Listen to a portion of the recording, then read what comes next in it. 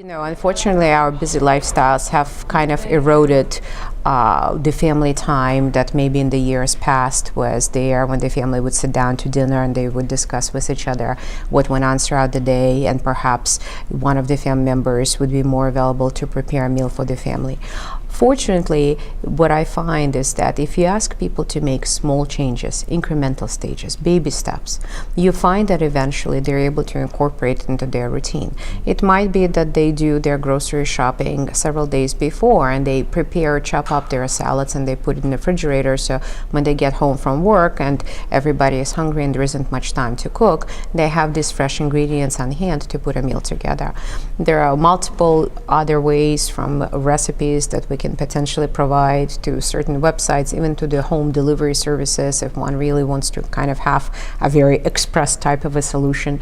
But the key to success is incremental change and engaging a patient and their family in making this change together in a way that doesn't disrupt their routine, but allows them to build on their success and to really incorporate lifestyle as a means to achieving wellness.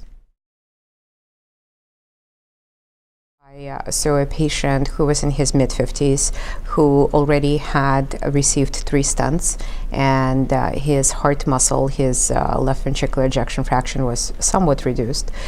He had excellent exercise capacity and he thought that he was eating well.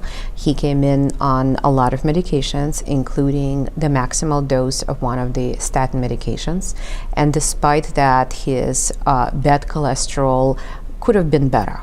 Unfortunately, he already started to experience some ill effects from the medication. He felt brain fog, he felt muscle fatigue.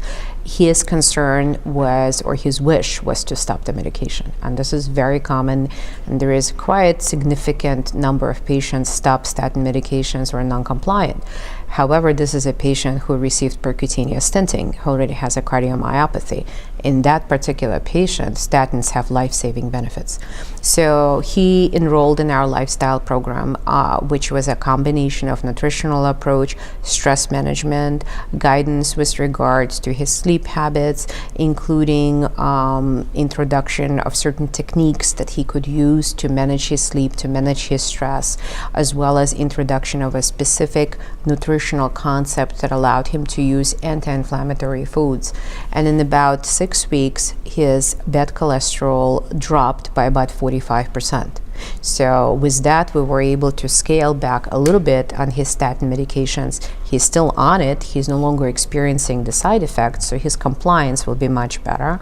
His body composition became much better. He wasn't overweight, but he had a fairly high percent of internal or visceral fat, and so he was able to decrease that substantially. So his risk factor profile improved remarkably. His medication compliance improved. His energy level improved, and he feels very positive for the future. The name, of course, will he maintain this, right? This is the next question. What can we do to help patients like him to actually solidify and maintain this early success? And I think a lot. I feel that patients like him are inspirational. They encourage other patients and physicians to actually stick with that route.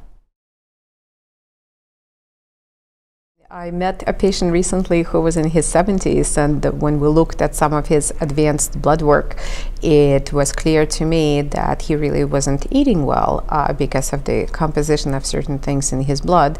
And he said, "Well, doctor, what do you mean I'm not, I don't know how to eat healthfully? I'm 77 years old." And I said, "Unfortunately, you're maybe 77, but you still don't know what healthy diet actually means." I think lifestyle modification is common sense.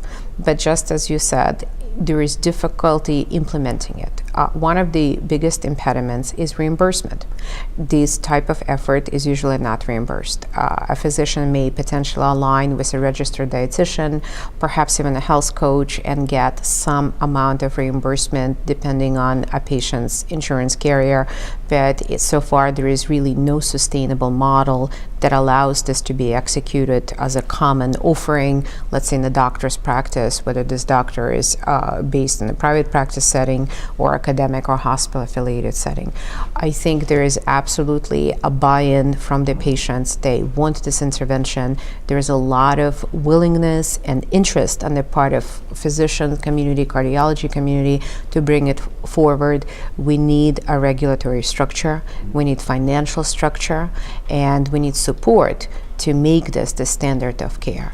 And if it gets to the point where this standard of care will just become self-evident behavior that people should engage in from very early on, then we did our job.